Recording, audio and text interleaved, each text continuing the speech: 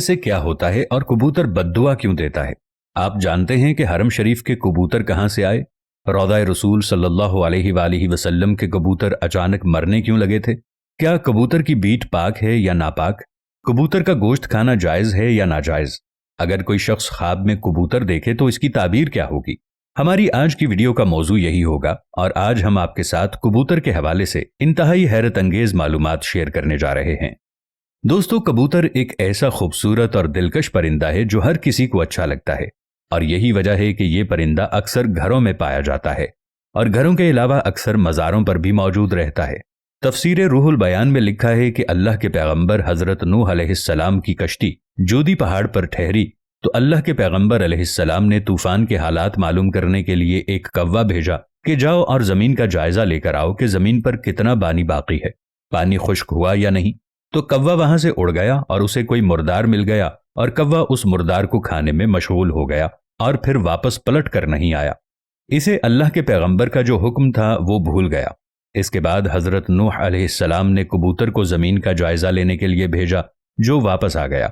इसे पांव रखने की जगह न मिली, इसे दोबारा भेजा गया तो वो फिर वापस आ गया। चंद दिन बाद उसे फिर भेजा गया तो अपनी चांच में जैतून की एक टहनी लिए हुए था।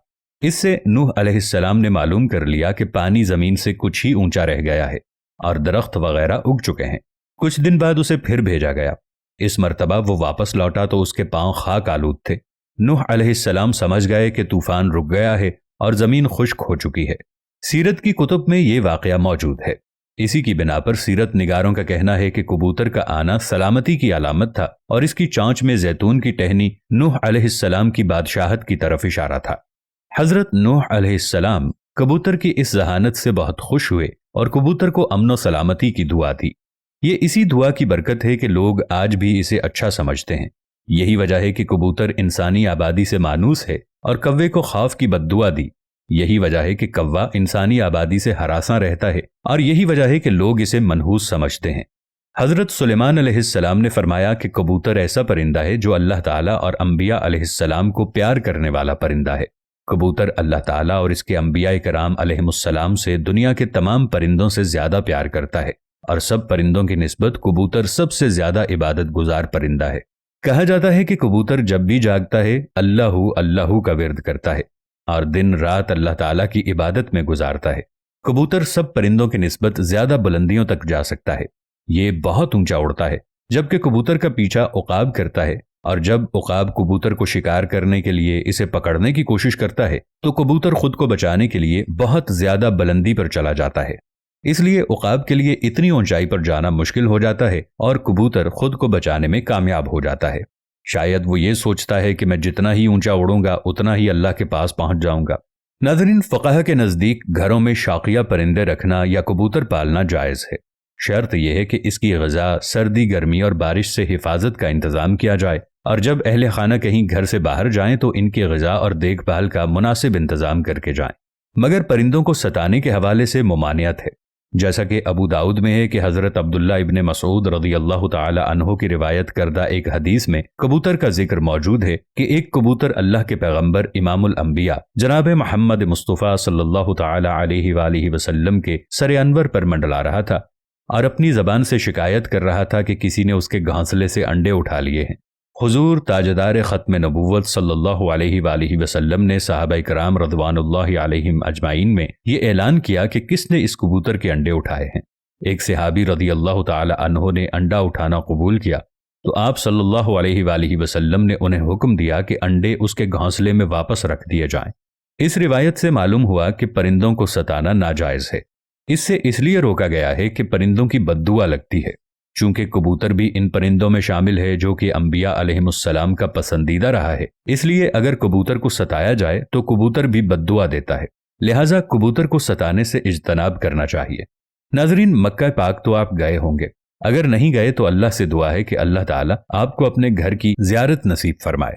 मक्का मुकर्रमा में मस्जिदुल हराम के अतराफ सवाब की उम्मीद से कबूतरों की बड़ी तादाद को गंदुम डालते हुए बहुत से लोग नजर आते हैं। जैसे ही इस मुकद्दस शहर की सरजमीन पर पांव रखा जाए तो कबूतरों के झुंड लोगों के इस्तकबाल करते दिखाई देते हैं। गर्दनों के नजदीक नीले या सब्जी माइल परों वाले कबूतर खुसूसी अहमियत के हामिल होते हैं। اس لیے احرام کی حالت میں یا اس کے بغیر بھی کسی طور پر ان کبوتروں کا شکار جائز نہیں ہے۔ ان کے شکار یا قتل کی صورت میں فدیہ واجب ہو جاتا ہے۔ ایک روایت یہ ہے کہ یہ کبوتر ان کبوتروں کی نسل سے ہیں جنہیں رسول اللہ صلی اللہ علیہ وآلہ وسلم کے غار ثور میں قیام کے دوران میں غار کے دروازے پر گھونسلے بنا ڈالے تھے اور انڈے دے دیے تھے۔ ایک دوسری روایت کے مطابق حرم مکہ کے کبوتروں کی نسل کا تعلق ان ابابیل پرندوں سے ہے جو سمندر کی جانب سے آئے تھے اور انہوں نے اپنے پنجے میں پتھر اور کنکریاں تھام رکھی تھیں تاکہ بیت اللہ کو منہدم کرنے کے ارادے سے آنے والے یمن کے بادشاہ کو باز رکھا جائے، کیونکہ وہ بیت اللہ کو منہدم کرنے کی نیت سے آیا تھا۔ یمن کے بادشاہ سے مراد یعنی حبشہ کا بادشاہ، جسے آج کل ایتھوپیا کہا جاتا ہے۔ ایتھوپیا کا پرانا نام حبشہ ہے۔ ناظرین، ایک مرتبہ انتظامیہ نے مسجد نبوی شریف صلی اللہ تعالی علیہ وآلہ وسلم کے حرم انور کو صاف ستھرا رکھنے کی نیت سے فیصلہ کیا کہ حرم شریف میں کبوتروں کے لیے دانہ بالکل نہ ڈالا جائے۔ اس طرح کبوتر دانوں کی تلاش کے لیے دوسری طرف منتقل ہو جائیں گے۔ اس حکم پر عمل کیا گیا تو کئی دنوں تک دانہ نہیں ڈالا گیا، لیکن کبوتروں کی گنبد خضرا سے محبت کا یہ عالم تھا کہ بھوک سے مر رہے تھے، لیکن آستانہ رسول اللہ صلی اللہ علیہ وآلہ وسلم چھوڑنے کے لیے تیار نہیں تھے۔ اہل مدینہ نے اپنی آنکھوں سے یہ عشق و محبت بھرا منظر دیکھا۔ پھر دنیا میں یہ بات شہرت پکڑ گئی تو لوگوں نے حکومت سے درخواست کی کہ ان کبوتروں کو دانہ ڈالنے کی اجازت دی جائے، تو پھر حکومت نے حسب سابق کبوتروں کو دانہ ڈالنا شروع کر دیا۔ کبوتروں کی جو بیٹ ہوتی ہے وہ پاک ہے اور چادر کے جس حصے پر لگی ہوئی ہو صرف اسی حصے کو دھو لیں، باقی پورا چادر دھونا ضروری نہیں۔ اس کا گوشت کھانا بھی جائز اور حلال ہے۔ خواب میں اگر کبوتر دیکھنے کی تعبیر کی بات کی جائے تو خواب میں کبوتر کی تعبیر امین، صادق، اچھے دوست اور باوفا محبوب سے دی جاتی ہے۔ بسا اوقات خواب میں کبوتر کا نظر آنا ایسی بابرکت حسین و جمیل عورت کی طرف اشارہ ہوتا ہے جو کہ اپنے شوہر کے علاوہ کسی اور کی خواہش مند نہ ہو۔ اگر خواب میں کبوتر کسی مریض کے سر پر بیٹھا ہوا دکھائی دے تو اس کی تعبیر مریض کی موت سے بھی دی جاتی ہے۔